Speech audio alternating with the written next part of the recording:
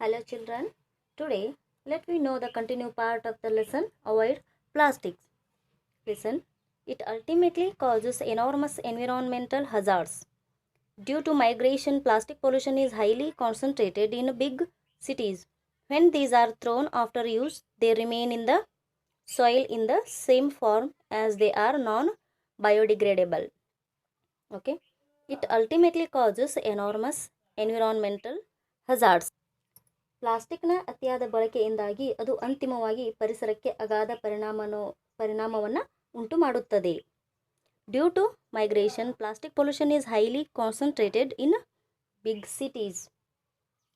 ಪ್ಲಾಸ್ಟಿಕ್ನ ವಿಲೇವಾರಿಯಿಂದ ಪ್ಲಾಸ್ಟಿಕ್ ಮಾಲಿನ್ಯವು ದೊಡ್ಡ ದೊಡ್ಡ ನಗರಗಳಲ್ಲಿ ಹೆಚ್ಚು ಕೇಂದ್ರೀಕೃತವಾಗಿರುತ್ತದೆ. When these are thrown after use, they remain in the soil in the same form as they are non biodegradable. Plastic ಬಳಸಿ ಎಸೆದ ನಂತರ ಪ್ಲಾಸ್ಟಿಕ್ ಜೈವಿಕ ವಿಘಟನೆ ಹೊಂದದೆ, ಅಂದರೆ ಕೊಳೆಯದೆ ಹಾಗೆ ಮಣ್ಣಿನಲ್ಲಿ ಉಳಿದುಕೊಂಡಿರುತ್ತದೆ. Plastic causes serious damage to the environment at every stage of its production or even in its disposal.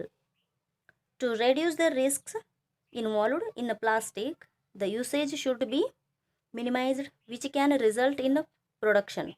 The chemical that is used in the production of plastics is toxic and can cause serious damage to all living beings. Toxic, poisonous, ವಿಷಕಾರಿ ವಸ್ತು. Recycling, it means reusable, ಮರುಬಳಕೆ. Convert waste to reusable material, ತ್ಯಾಜ್ಯವನ್ನು ಮರುಬಳಕೆ ಮಾಡಬಹುದಾದ ವಸ್ತುವಾಗಿ ಪರಿವರ್ತಿಸುವುದು. Global warming, the increase in temperature of earth's atmosphere, ಜಾಗತಿಕ ತಾಪಮಾನ, ಭೂಮಿಯ ವಾತಾವರಣದ ಉಷ್ಣತೆಯಲ್ಲಿ ಹೆಚ್ಚಳವಾಗುವುದು.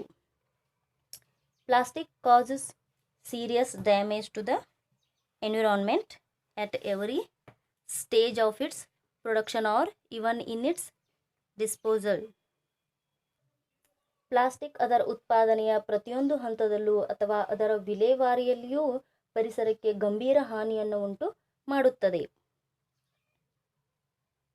To reduce the risks involved in plastic, the usage should be minimized, which can result in production. ಪ್ಲಾಸ್ಟಿಕ್ನ ಬಳಕೆಯಿಂದಾಗುವ ಅಪಾಯಗಳನ್ನು ಕಡಿಮೆ ಮಾಡಲು ಅದರ ಬಳಕೆಯನ್ನು ಕಡಿಮೆಗೊಳಿಸಬೇಕು, ಅದು ಉತ್ಪಾದನೆಯ ಕಾರಣವಾಗಿರಬಹುದು. The chemical that is used in the production of plastics is toxic and can cause serious damage to all living beings.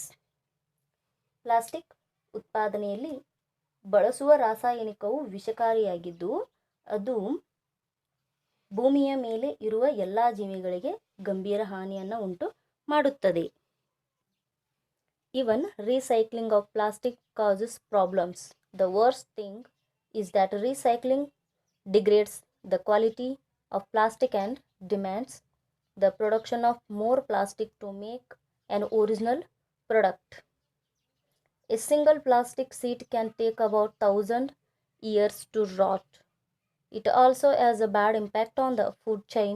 Plastic is one of the causes for global warming. Even recycling of plastic causes problems. ಪ್ಲಾಸ್ಟಿಕ್ನ ಮರುಬಳಕೆ ಸಹ ಅನೇಕ ಸಮಸ್ಯೆಗಳನ್ನು ಉಂಟು ಮಾಡುತ್ತದೆ. The worst thing is that recycling degrades the quality of plastic and demands the production of more plastic to make an original product. ಕೆಟ್ಟ ವಿಷಯವೇನೆಂದರೆ ಮರುಬಳಕೆಯನ್ನು ಮಾಡಿದಂತಹ ಪ್ಲಾಸ್ಟಿಕ್ನ ಗುಣಮಟ್ಟವು ಕುಸಿದು ಬಿಡುತ್ತದೆ ಮತ್ತು ಒಳ್ಳೆಯ ಗುಣಮಟ್ಟದ ಪ್ಲಾಸ್ಟಿಕ್ ತಯಾರಿಸಲು ಹೆಚ್ಚಿನ ಪ್ಲಾಸ್ಟಿಕ್ ಉತ್ಪಾದನೆ ಬೇಕಾಗುತ್ತದೆ. A single plastic sheet can take about 1,000 years to rot. ಒಂದು ಪ್ಲಾಸ್ಟಿಕ್ ಹಾಳೆ ಕೊಳೆಯಲು 1,000 ವರ್ಷಗಳು ತೆಗೆದುಕೊಳ್ಳಬಹುದು. It also has bad impact on the food chain. ಇದು ಆಹಾರ ಸರಪಳಿಯ ಮೇಲೆ ಕೆಟ್ಟ ಪರಿಣಾಮವನ್ನು ಬೀರುತ್ತದೆ. Plastic is one of the causes for global warming. ಜಾಗತಿಕ ತಾಪಮಾನ ಏರಿಕೆಗೆ ಪ್ಲಾಸ್ಟಿಕ್ ಒಂದು ಕಾರಣವಾಗಿದೆ. Then we move on 5th paragraph. Rivers have become the main dumping ground for plastics which pollute water, marine life and also the air that we breathe. Many are being profited by plastic.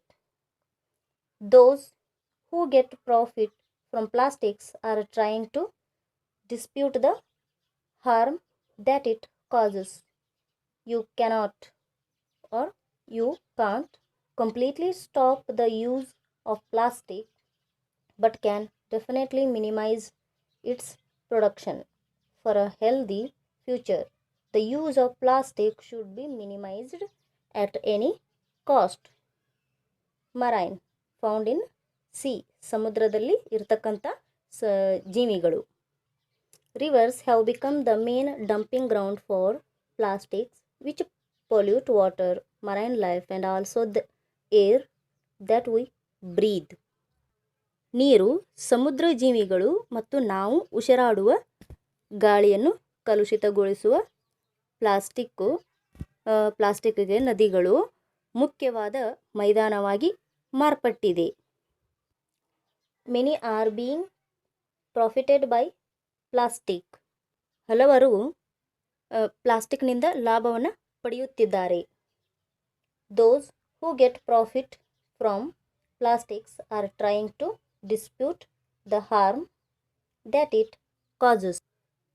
ಪ್ಲಾಸ್ಟಿಕ್ನಿಂದ ಲಾಭ ಪಡೆಯುವ ಮಾಲೀಕರು ಅದು ಉಂಟು ಮಾಡುವ ಹಾನಿಯನ್ನು ವಿವಾದಿಸಲು ಪ್ರಯತ್ನಿಸುತ್ತಿದ್ದಾರೆ. You can't completely stop the use of plastic but can definitely minimize its production. ಮಕ್ಕಳೇ, ನೀವು ಪ್ಲಾಸ್ಟಿಕ್ ಬಳಕೆಯನ್ನು ಸಂಪೂರ್ಣವಾಗಿ ನಿಲ್ಲಿಸಲು ಸಾಧ್ಯವಿಲ್ಲ. For a healthy future, the use of plastic should be minimized at any cost. ಆದರೆ ಖಂಡಿತವಾಗಿಯೂ ಅದರ ಉತ್ಪಾದನೆಯನ್ನು ಕಡಿಮೆ ಮಾಡಬಹುದು. ಆರೋಗ್ಯಕರ ಭವಿಷ್ಯಕ್ಕಾಗಿ ಯಾವುದೇ ವೆಚ್ಚದಲ್ಲಿ ಪ್ಲಾಸ್ಟಿಕ್ ಬಳಕೆಯನ್ನು ಕಡಿಮೆ ಮಾಡಬೇಕು. Now I tell you how to write question and answers of this lesson. Okay? See, avoid plastics. The first question is, who invented plastic? Plastic ಅನ್ನು ಯಾರು ಸಂಶೋಧನೆ ಮಾಡಿದರು? Alexander Parkes invented plastic. Then what did he name it? ಅವರು ಅದಕ್ಕೆ ಏನಂತ ಹೆಸರಿಟ್ಟರು? he named it as ಪಾರ್ಕಸೈನ್. ಅವರು ಆ ಪ್ಲಾಸ್ಟಿಕ್ಗೆ ಪಾರ್ಕಸೈನ್ ಅಂತ ಹೆಸರಿಟ್ಟರು. Then third question is, why do people dispose plastic everywhere? ಜನರು ಎಲ್ಲೆಂದರಲ್ಲಿ ಪ್ಲಾಸ್ಟಿಕ್ಕನ್ನು ಏಕೆ ಬಿಸಾಕ್ತಾರೆ? Plastic is cheap and easily available so that people dispose plastic everywhere. Give reason for plastic pollution. Plastic ಮಾಲಿನ್ಯಕ್ಕೆ ಕಾರಣಗಳನ್ನು ಕೊಡಿ. The first reason is plastic is widely used. The second reason is plastic stays on the earth's surface for many centuries. Third reason is it is long lasting and is impossible to decompose. Then fifth question is, where is plastic pollution seen more? Plastic ಮಾಲಿನ್ಯವು ಹೆಚ್ಚಾಗಿ ಎಲ್ಲಿ ಕಂಡು ಬರ್ತದೆ? Plastic pollution seen more in big cities. Sixth question is, where does the plastic so disposed remain? ಬಳಕೆ ಮಾಡಿ ಎಸೆದಿರುವಂತಹ plastic ಎಲ್ಲಿ ಉಳಿಯುತ್ತದೆ? Plastic remain in the soil in the same form as they are non-biodegradable. Seventh question is, how does plastic cause pollution at every stage of its production? First one is, people dispose plastic everywhere. The second is, it is not biodegradable and as a bad impact on the food chain. Then it also causes global warming. ಈ ಪ್ರಶ್ನೆಯ ಅರ್ಥ plastic ಉತ್ಪಾದನೆ ಪ್ರತಿ ಹಂತದಿಂದ ಹೇಗೆ plastic ಮಾಲಿನ್ಯಕ್ಕೆ ಕಾರಣವಾಗಿದೆ.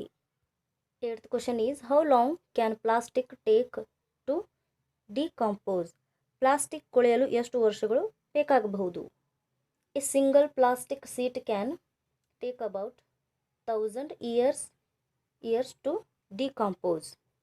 Then 9th question is how does it have a bad impact on the earth?